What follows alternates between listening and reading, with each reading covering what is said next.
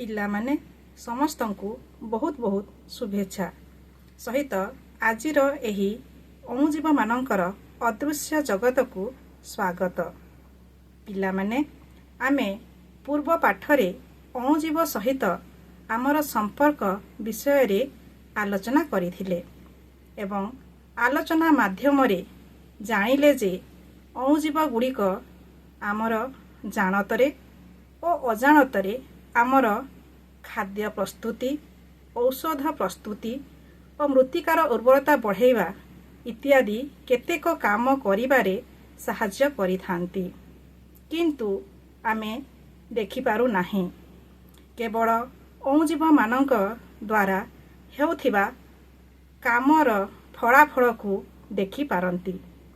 ଆମେ ଆଜି ଖାଦ୍ୟ ପ୍ରସ୍ତୁତି ଓ ମୃତ୍ତିକାର ଉର୍ବରତା ବଢ଼ାଇବା ଇତ୍ୟାଦି କାମରେ ଅଣୁଜୀବର ଭୂମିକା ବିଷୟରେ ଅନୁସନ୍ଧାନ କରି ଜାଣିବା।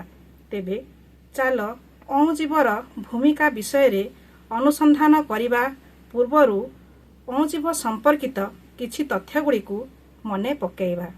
ପିଲାମାନେ ଅଦୃଶ୍ୟ ଅଣୁଜୀବ ଜଗତକୁ ଯିବା ପୂର୍ବରୁ ଅଣୁଜୀବ ଗୁଡ଼ିକ ବିଷୟରେ ଅନୁସନ୍ଧାନ କରି ଜାଣିବା। ଯେପରିକି ଅଣୁଜୀବ ଗୁଡ଼ିକ କିପରି ଦେଖାଯାଆନ୍ତି। ଠିକ୍ କହିଛ, ଅଣୁଜୀବ ଗୁଡ଼ିକ ଦଣ୍ଡାକାର, ଗୋଲାକାର ବା କୁଣ୍ଡଳାକାର ଦେଖାଯାଆନ୍ତି। ତାହେଲେ ପିଲାମାନେ କହିଲ, ଅଣୁଜୀବ ଗୁଡ଼ିକ କେଉଁ କେଉଁ ଜାଗାରେ ଥାଆନ୍ତି? ଠିକ୍ ଉତ୍ତର କହିଛ, ଅଣୁଜୀବ ଗୁଡ଼ିକ ଜଳରେ, ମାଟିରେ, ବାୟୁରେ ଅର୍ଥାତ୍ ସବୁ ଜାଗାରେ ଥାଆନ୍ତି। ତେବେ ପିଲେ କହିଲ, ଅଣୁଜୀବ ଗୁଡ଼ିକୁ ଆମେ କେଉଁ ଯନ୍ତ୍ର ସାହାଯ୍ୟରେ ଦେଖିପାରିବା? ଠିକ୍ ଉତ୍ତର କହିଛ, ଅଣୁବୀକ୍ଷଣ ଯନ୍ତ୍ର ଅର୍ଥାତ୍ ଅଣୁଜୀବମାନଙ୍କୁ ଆମେ ଅଣୁବୀକ୍ଷଣ ଯନ୍ତ୍ର ସାହାଯ୍ୟରେ ଦେଖିପାରିବା। ପିଲେ କହିଲ, ତୁମେ ଯେଉଁ ଜାଗାରେ ବସିଛ ତାର ଚାରିପାଖରେ ଅଣୁଜୀବ ଗୁଡ଼ିକର ଉପସ୍ଥିତି ଅଛି କି ନାହିଁ?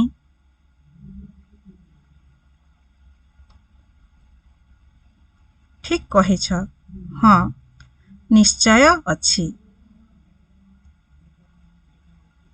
ତେବେ ପିଲାମାନେ ଫଳଟିଏ ବାହାରେ କିଛି ଦିନ ରହିଲେ ସେଥିରେ କ'ଣ ପରିବର୍ତ୍ତନ ପରିଲକ୍ଷିତ ହୋଇଥାଏ?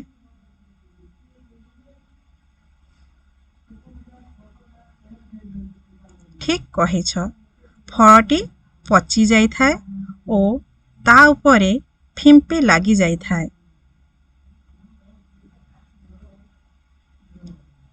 ତାହେଲେ କହିଲ, ପଚି ଯାଇଥିବା ଫଳ ବା ଖାଦ୍ୟ ଉପରେ ପାଉଡର କିମ୍ବା ତୁଳା ଭଳି କିଛି ସୃଷ୍ଟି ହୋଇଥିବାର ତୁମେ ଦେଖିଛ କି? ଠିକ୍ କହିଛ, ହଁ, ସେଗୁଡ଼ିକ ଅଣୁଜୀବ ଦ୍ୱାରା ସଂକ୍ରମିତ ହୋଇଥିବାରୁ ଏପରି ଦେଖା ହୋଇଥାଏ। ପିଲାମାନେ ବର୍ତ୍ତମାନ ଦେଖିଲ এই ଚିତ୍ରଟି, କହିଲ ଦେଖି এই ଚିତ୍ରରେ ତୁମେ କ'ଣ ଦେଖୁଛ?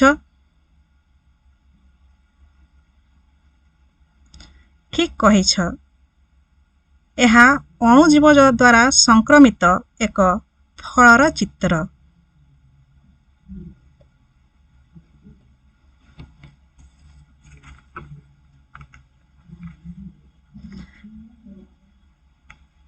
ତେଣୁ ଯଦି ଅଣୁଜୀବ ଗୁଡ଼ିକ ପାଖରେ ନଥାନ୍ତେ ତେବେ ଏହି ଫଳଟିରେ ଫିମ୍ପି ଲାଗିନଥାନ୍ତା କି ତାହା ପଚି ନଥାନ୍ତା। ତେଣୁ ଏଥିରେ ଆମେ ଜାଣିଲେ ଯେ ଅଣୁଜୀବ ଗୁଡ଼ିକ ସବୁ ଜାଗାରେ उपस्थित अछंती।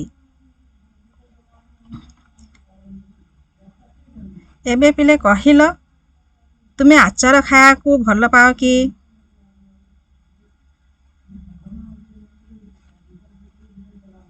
समस्ते भल पाओ, मु मध्य भल पाए। अच्छा, एही चित्रटी रे कौन देखुछ?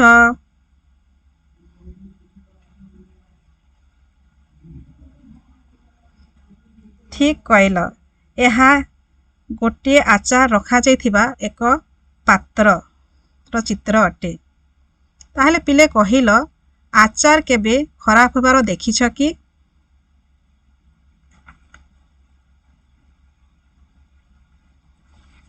ठीक कहिछ, ना, कारण आचार खराब हुए नाही, कारण एथिरे अत्यधिक लुण और चीनी जोगु सेथिरे अणुजीव माने बास करि पारंती नाही।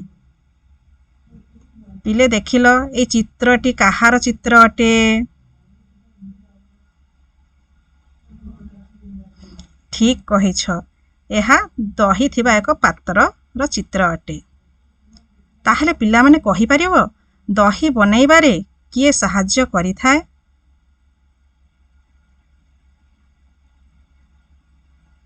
ठीक उत्तरटी कहिछ, दही बनैबारे अणुजीव सहाय्य करे एवं से अणुजीवर नाम हैला लैक्टोबैसिलस बीजाणु।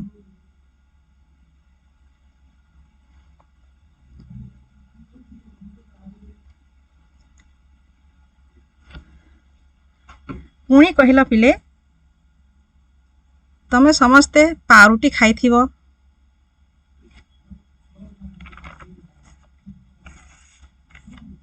समस्तंको पारुटी खाया को भल लागे ना? ठीक कहिछ, समस्तंको पारुटी खाया को भल लागे। तेबे पिले कहिल पारुटी बनैबारे किए सहाय्य करे?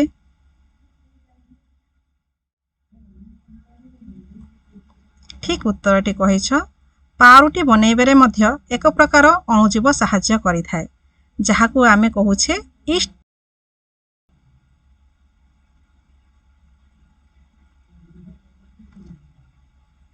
तेबे पिले एबे कहिल जर हेले तुमे डाक्तर पाखकू जाई कोन आनी थाओ?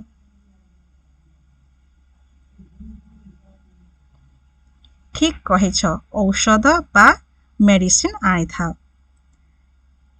ताहेले पिला माने कहि परिबो ए औषध बनैबारे किए सहाय्य करे?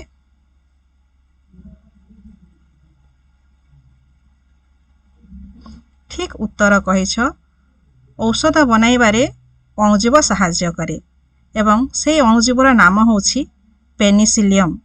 एहा एक कवक अटे।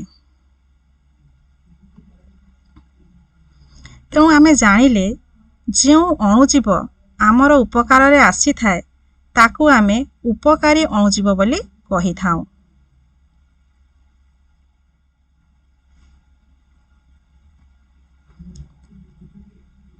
ताहले पिला माने आम जीवन रे उपकारी अणुजीवर भूमिका विषय रे आमे जानिबा। पिला माने ए चित्रटी होछि लैक्टोबैसिलस नामक एक बीजाणुर चित्र। पिला माने कहि परिबो ए लैक्टोबैसिलस बीजाणु कोन करे?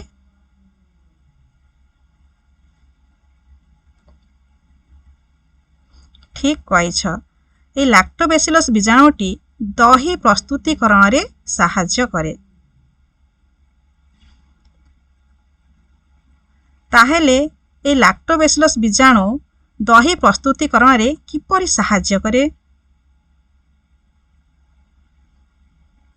ठीक कहिछ, लैक्टोबैसिलस दूध रे बा क्षीर रे थिबा लैक्टोज को लैक्टिक अम्ल रे परिणत करे। फरे क्षीर बा दुग्धटी दही रे परिणत होई थाए। तापरे पिला माने देखिल एरा कोन देखुछ? एरा होछि ईस्ट पाउडर, जोटा कि गोटे कवक अटे। पिला माने कहि परिबो ए ईस्ट नामक कवकटी हमर कोन उपकार करे? ଠିକ୍ କହିଛ। ପାଉଁରୁଟି ତିଆରିରେ ସାହାଯ୍ୟ କରେ। ତାହେଲେ ପିଲାମାନେ এই ଇଷ୍ଟ କବକଟି ପାଉଁରୁଟି ତିଆରିରେ କିପରି ସାହାଯ୍ୟ କରେ?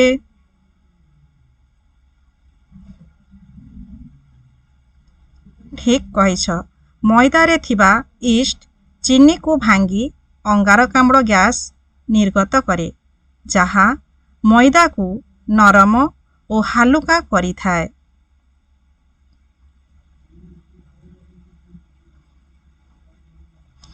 ପିଲାମାନେ ଦେଖିଲ এই ଚିତ୍ରଟି କାହାର? ଏହା ଗୋଟିଏ ଅଣୁଜୀବର ଚିତ୍ର, ଯେଉଁ ଅଣୁଜୀବର ନାମ ହେଉଛି ପେନିସିଲିୟମ୍ ଏବଂ ପେନିସିଲିୟମ୍ ହେଉଛି ଗୋଟିଏ କବକ।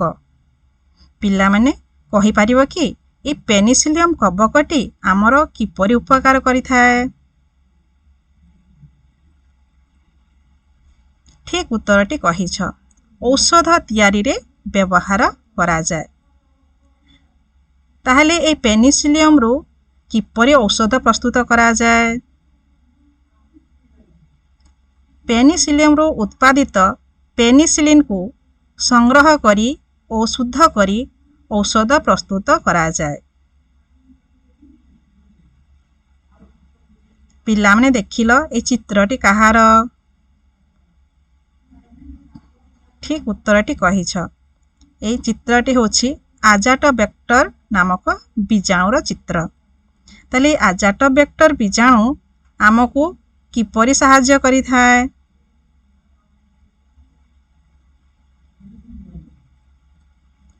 ଠିକ୍ ଉତ୍ତର କହିଛ। ମୃତ୍ତିକାର ଉର୍ବରତା ବଢ଼ାଇବାରେ ଆଜାଟୋବ୍ୟାକ୍ଟର ବୀଜାଣୁଟି ସାହାଯ୍ୟ କରେ। ତାହେଲେ ଏହା କିପରି ସାହାଯ୍ୟ କରେ?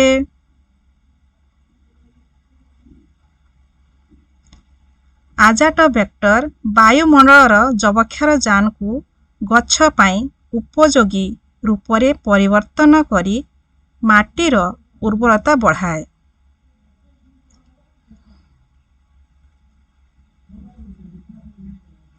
ତାହେଲେ ପିଲାମାନେ ଆମେ ଏହି ଅଣୁଜୀବମାନଙ୍କର ଉପକାରିତା ବିଷୟରେ ଆହୁରି କିଛି ଅଧିକ ଜାଣିବା।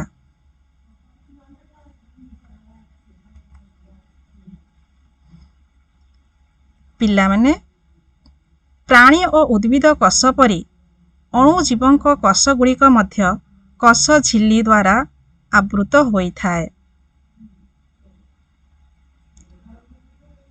କବକର କୋଷଗୁଡ଼ିକରେ କୋଷଭିତ୍ତି ଥାଏ, କିନ୍ତୁ କ୍ଲୋରୋପ୍ଲାଷ୍ଟ ନଥାଏ। ତେଣୁ ଆଲୋକ ସଂଶ୍ଳେଷଣ ମାଧ୍ୟମରେ ନିଜର ଖାଦ୍ୟ ପ୍ରସ୍ତୁତ କରିପାରନ୍ତି ନାହିଁ।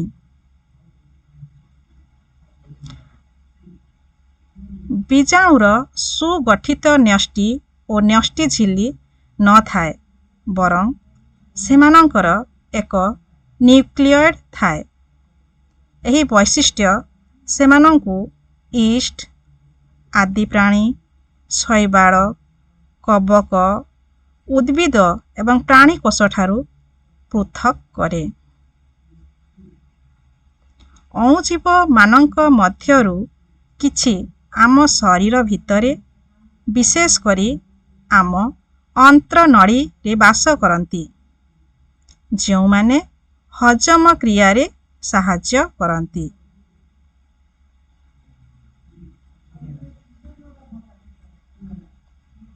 ତାହେଲେ ପିଲାମାନେ ବର୍ତ୍ତମାନ ଆମେ କିଛି ରୋଚକ ତଥ୍ୟ ବିଷୟରେ ଜାଣିବା। ପିଲାମାନେ ଜାଣିଛ, କୃମି ଶବ୍ଦଟି ବେଦରେ ଉଲ୍ଲେଖ ହୋଇଛି, ଯାହାର ଅର୍ଥ ଉଭୟ ଦୃଶ୍ୟମାନ ଓ ଅଦୃଶ୍ୟ ବିଭିନ୍ନ କ୍ଷୁଦ୍ର ସତ୍ତାକୁ ବୁଝାଏ। ଅଣୁଜୀବ ମଧ୍ୟ ଜୈବ ଗ୍ୟାସର ଉତ୍ସ ଭାବରେ କାମ କରିଥାଏ। ଗୋବର, ରନ୍ଧା ଘରର ଅବଶିଷ୍ଟ ଖାଦ୍ୟ ଓ ଉଦ୍ଭିଦ ଅବଶିଷ୍ଟ ଇତ୍ୟାଦିକୁ ବାୟୋଗ୍ୟାସ୍ ପ୍ଲାଣ୍ଟରେ ଦିଆଯାଏ। ସେହି ଗ୍ୟାସ୍କୁ ରୋଷେଇ କାର୍ଯ୍ୟ, ଜଳ ଗରମ କରିବା, ବିଦ୍ୟୁତ୍ ଉତ୍ପାଦନ ଓ ଯାନବାହନ ଚଳାଇବାରେ ବ୍ୟବହାର କରାଯାଇଥାଏ। ବୈଜ୍ଞାନିକ ଡକ୍ଟର ଆନନ୍ଦ ମୋହନ ଚକ୍ରବର୍ତ୍ତୀ ବୀଜାଣୁ ସମ୍ପର୍କରେ ଗଭୀର ଅଧ୍ୟୟନ କରିଥିଲେ। ତାଙ୍କ ଆବିଷ୍କାରକୁ 1980 ମସିହାରେ ପେଟେଣ୍ଟ ମିଳିଥିଲା। ପିଲାମାନେ, ଏ ପେଟେଣ୍ଟ ହେଉଛି ଜଣେ ବ୍ୟକ୍ତିକୁ ଦିଆଯାଉଥିବା ଏକ କପିରାଇଟ୍, ଯାହାଦ୍ୱାରା ଅନ୍ୟ କେହି ତାଙ୍କର ଉଦ୍ଭାବନକୁ ବିନା ଅନୁମତିରେ ନକଲ, ବ୍ୟବହାର କିମ୍ବା ବିକ୍ରୟ କରିପାରିବେ ନାହିଁ।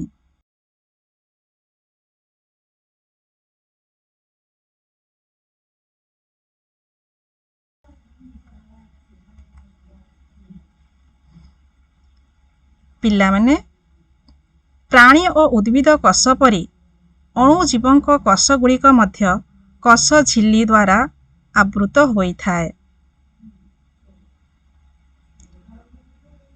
କବକର କୋଷଗୁଡ଼ିକରେ କୋଷଭିତ୍ତି ଥାଏ, କିନ୍ତୁ କ୍ଲୋରୋପ୍ଲାଷ୍ଟ ନଥାଏ। ତେଣୁ ଆଲୋକ ସଂଶ୍ଳେଷଣ ମାଧ୍ୟମରେ ନିଜର ଖାଦ୍ୟ ପ୍ରସ୍ତୁତ କରିପାରନ୍ତି ନାହିଁ।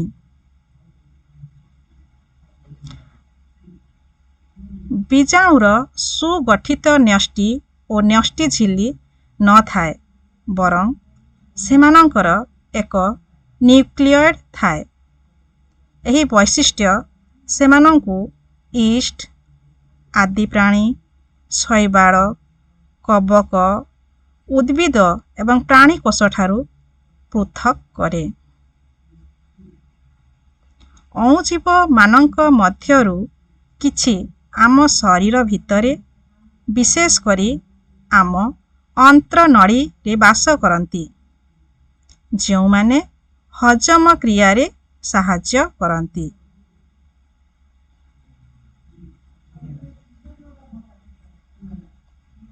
ତାହେଲେ ପିଲାମାନେ, ବର୍ତ୍ତମାନ ଆମେ କିଛି ରୋଚକ ତଥ୍ୟ ବିଷୟରେ ଜାଣିବା।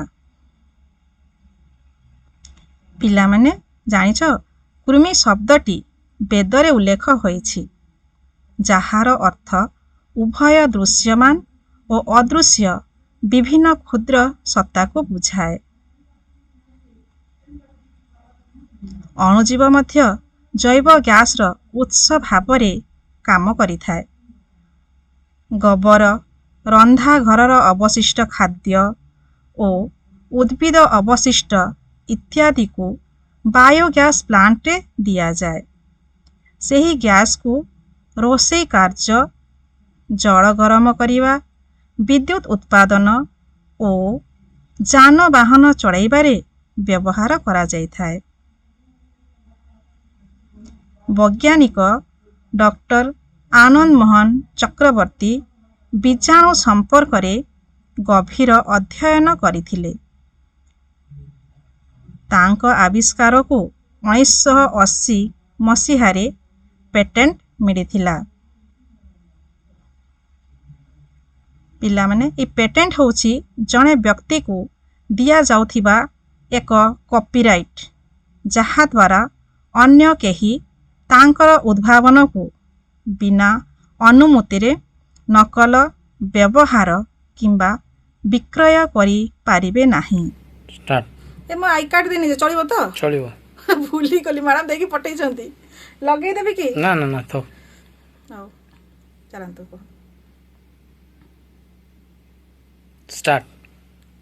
ପ୍ରିୟ ଶିକ୍ଷାର୍ଥୀ, ମୁଁ ଆଶା କରୁଛି ଆଜିର ପାଠ ତୁମକୁ ନିଶ୍ଚିତ ଭାବରେ ଭଲ ଲାଗିଥିବ। ପିଲାମାନେ, ଆଜି ଆମେ ଅଣୁଜୀବମାନଙ୍କ ସହିତ ଆମର ସମ୍ପର୍କକୁ ଆବିଷ୍କାର କଲେ ବା ଜାଣିଲେ। ତାହାହେଲେ ପରବର୍ତ୍ତୀ ପାଠରେ ଆମେ ଅଣୁଜୀବମାନେ ଦୈନନ୍ଦିନ ଜୀବନରେ ଆମର କିପରି ଉପକାରିତାରେ ଆସନ୍ତି ସେ ବିଷୟରେ ଆଉ କିଛି ନୂଆ କଥା ଅନୁସନ୍ଧାନ କରିବା। ସେ ପର୍ଯ୍ୟନ୍ତ ତୁମେ ଭଲରେ ରୁହ ଓ ଖୁସିରେ ରୁହ। ଧନ୍ୟବାଦ। ଶିଖିବା ସମସ୍ତଙ୍କ ଅଧିକାର। ନମସ୍କାର।